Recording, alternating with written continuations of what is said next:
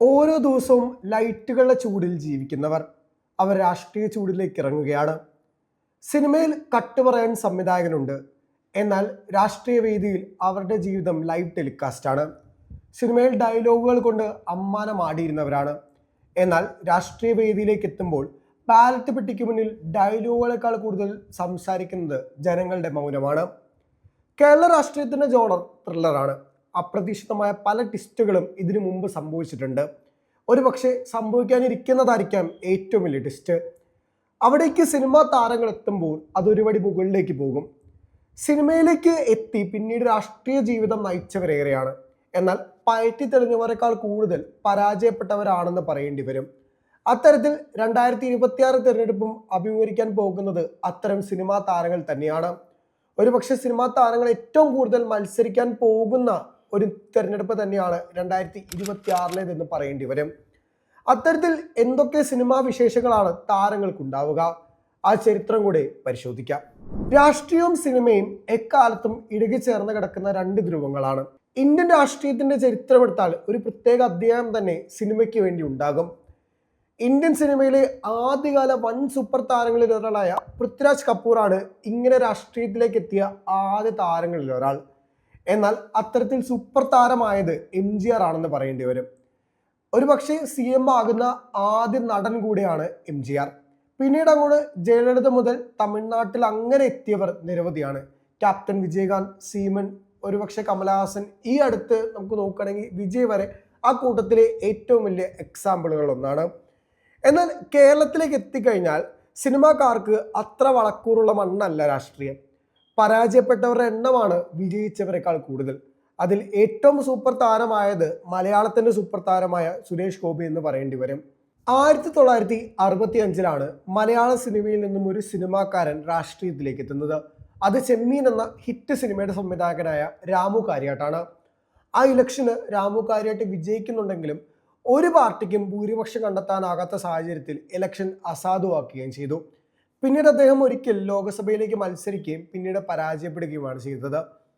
സിനിമയിൽ നിന്നും രാഷ്ട്രീയത്തിലേക്ക് എത്തി ഏറ്റവും നേട്ടമുണ്ടാക്കിയ രണ്ട് നേതാക്കന്മാരാണുള്ളത്. അതിലൊന്ന് സുരേഷ് ഗോപി ആണെങ്കിൽ മറ്റൊന്ന് ഗണേഷ് കുമാറാണ്. 2001 ഗണേഷ് കുമാർ ആദ്യമായി നിയമസഭയിലേക്ക് മത്സരിക്കുന്നത്. ആ ഇലക്ഷനിൽ വിജയിക്കുകയും പിന്നീട് മന്ത്രിയാവുകയും ചെയ്തു. ട്രാൻസ്പോർട്ട് വിഭാഗം മന്ത്രിയായിരുന്നു ഗണേഷ് കുമാർ. വലിയ രീതിയിലുള്ള ജനപ്രിയ പദ്ധതികളും ആ സമയത്ത് ഗണേഷ് കുമാർ ഒരുക്കി. തൊട്ടടുത്ത ടേമിൽ ഗണേഷ് കുമാർ മത്സരിക്കുകയും വിജയിക്കുകയും ചെയ്തു. കൊല്ലം ജില്ലയിൽ നിന്നും മത്സരിച്ച് വിജയിച്ച ഏക UDF സ്ഥാനാർത്ഥിയായിരുന്നു ആ ഇലക്ഷന് KB ഗണേഷ് കുമാർ. പിന്നീട് 2011 വിജയിക്കുകയും മന്ത്രിയാവുകയും ചെയ്തു. പിന്നീട് മന്ത്രിസ്ഥാനം പല വിവാദങ്ങളെ തുടർന്ന് രാജിവെക്കുകയാണ് ഉണ്ടായത്.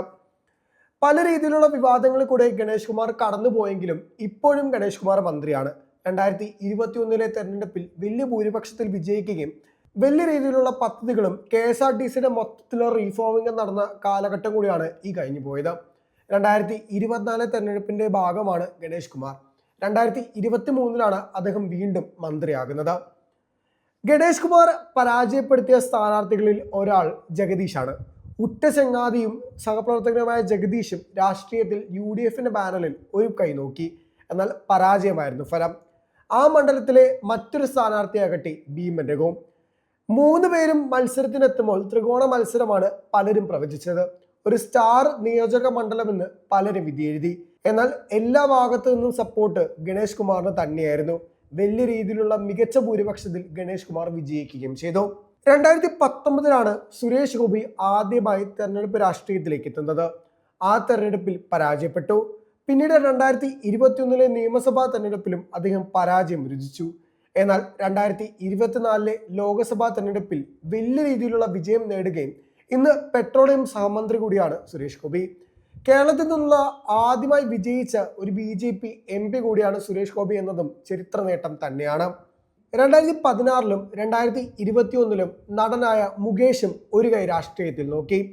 കേരള രാഷ്ട്രീയത്തിന്റെ കമ്മ്യൂണിസ്റ്റ് പ്രസ്ഥാനത്തിലെ ഏറ്റവും പ്രധാനപ്പെട്ട നേതാക്കന്മാരിൽ ഒരാളായ O മാധവന്റെ മകൻ എന്ന പരിഗണനയും മുകേഷിന് ലഭിച്ചു. അങ്ങനെ 2 ടേം അടുപ്പിച്ച് നിന്ന് ആ 2 ടേമിലും മുകേഷ് വിജയം കണ്ടു.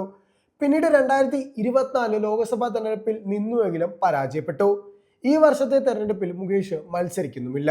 2014 ലോക്സഭാ തെരഞ്ഞെടുപ്പിലാണ് ആദ്യമായി ഇന്നസെന്റ് മത്സര രംഗത്തേക്ക് വരുന്നത്. 2014 മത്സരിക്കുകയും MP ആവുകയും ചെയ്തു. എന്നാൽ 2019 വീണ്ടും മത്സരിച്ചപ്പോൾ പരാജയപ്പെടുകയാണ് ഉണ്ടായത്. സീനിയർ താരങ്ങളായ പല നടന്മാരും രാഷ്ട്രീയത്തിൽ ഒരു കൈ നോക്കിയിട്ടുണ്ട്. ദേവൻ സ്വന്തമായി പാർട്ടി തുടങ്ങി, പിന്നീട് അത് പരാജയപ്പെടുകയും കാലക്രമേണ അത് BJP ലയിക്കുകയും ചെയ്തു. നടൻ മുരളിയും രാഷ്ട്രീയത്തിലൊരു ഇന്നിങ്സ് പയറ്റി നോക്കി. 1999 തെരഞ്ഞെടുപ്പിലാണ് നടൻ മുരളി LDFന്റെ ബാനറിൽ മത്സരിച്ചത്. എന്നാൽ പരാജയപ്പെട്ടു. രാജ്മോഹൻ ഉണ്ണിത്താൻ, മാണി സി കാപ്പൻ, ഭീമൻ രഘു, G കൃഷ്ണകുമാർ, വിവേക് ഓമൻ എന്നിവരും രാഷ്ട്രീയത്തിൽ ഒരു ഇന്നിങ്സ് നോക്കിയ സിനിമാ താരങ്ങളാണ്. 2026 വരികയാണെങ്കിൽ സിനിമാ താരങ്ങൾ നിരവധി പേർ മത്സരിക്കുന്നുണ്ട്. അതിൽ ഏറ്റവും ഹൈലൈറ്റ് പാലക്കാട് മത്സരിക്കുന്ന രമേശ് പിഷാരടി തന്നെയാണ്. ദീർഘനാളായി UDFന്റെ സഹയാത്രികനാണ് രമേശ് പിഷാരടി. അതുകൊണ്ട് ആദ്യ റൗണ്ടിൽ തന്നെ പിഷാരടിയുടെ പേര് പല മണ്ഡലത്തിൽ നിന്ന് ഉയർന്നിരുന്നു. എന്നാൽ അവസാനം നറുക്ക് വീണത് പാലക്കാടാണ്. പാലക്കാട് ജയസാധ്യതയും ഇതിനോടൊപ്പം തന്നെ പറഞ്ഞു വെക്കുന്നുമുണ്ട്. 2026 നിയമസഭാ തെരഞ്ഞെടുപ്പിലെ ഏറ്റവും ഹൈലൈറ്റ് 2020 NDA അലയൻസ് തന്നെയാണ്. അപ്രതീക്ഷിതമായാണ് 2020 NDAയിലേക്ക് ലയിച്ചത്. അത് പലർക്കും അമ്പരപ്പുണ്ടാക്കുകയും ചെയ്തു. അവിടുന്ന് അങ്ങോട്ട് പല സർപ്രൈസ് സ്ഥാനാർത്ഥികളെയും 2020 അനൗൺസ് ചെയ്തു. അതിലേറ്റവും പ്രധാനപ്പെട്ടത് തൃക്കാക്കരയിലെ അഖിൽ മാരാർ തന്നെയാണ്. കോൺഗ്രസിന്റെ അടക്കം സ്ഥാനാർത്ഥി പട്ടികയിൽ ആദ്യ റൗണ്ട് ഉണ്ടായിരുന്ന ആളാണ് അഖിൽ മാരാർ. പിന്നീട് അഖിൽ മുന്നണി മാറുകയും തെരഞ്ഞെടുപ്പിൽ മത്സരിക്കുകയും ചെയ്യുന്നു. നടിയായ അഞ്ജലി നായർ തൃപ്പൂണിത്തുറയിൽ നിന്നും ജനവിധി തേടുകയാണ്. നടി ലക്ഷ്മിപ്രിയ ആകട്ടെ 2020 വേണ്ടി പെരുമ്പാവൂരും വിധി തേടും. ഏറ്റുമാനൂരിൽ വീണ നായരും മത്സരിക്കുന്നുണ്ട്. അങ്ങനെ 2020 കളറാകുകയാണ്. അതോടൊപ്പം സോഷ്യൽ മീഡിയ താരമായ പ്രോമിയാണ് അങ്കമാലിയിൽ 2020 ഇറക്കിയ സർപ്രൈസ് കാൻഡിഡേറ്റ്. അങ്ങനെ സിനിമാ താരങ്ങളുടെ പ്രസൻസ് ഈ ഇലക്ഷന് വളരെ പ്രധാനപ്പെട്ടതാണ്. G കൃഷ്ണകുമാറും തെരഞ്ഞെടുപ്പിൽ മത്സരിക്കുന്നുണ്ട്. സർപ്രൈസ് സെലിബ്രിറ്റി കാൻഡിഡേറ്റുകൾ ഒരുപാട് മത്സരിക്കുന്ന ഇലക്ഷനാണ് 2026 അതിൽ ഏറ്റവും കൂടുതൽ ആളുകൾ മത്സരിക്കുന്നത് 2020 വേണ്ടി. ഒരു സ്റ്റാറിനെ കാണിച്ച്, ഒരു താരത്തെ കാണിച്ച് വോട്ട് ചെയ്യാൻ പറഞ്ഞാൽ വോട്ട് ചെയ്യുന്ന രാഷ്ട്രീയമല്ല കേരളത്തിലേത്. കേരള ജനത കാത്തിരിക്കുന്ന ഏറ്റവും പ്രധാന തെരഞ്ഞെടുപ്പുകളിൽ ഒന്നാണ് 2026 കേരളത്തിലെ കാറ്റ് എങ്ങോട്ട് വീശി അടിക്കുമെന്ന് പലരും ഉറ്റുനോക്കുന്ന തെരഞ്ഞെടുപ്പ്.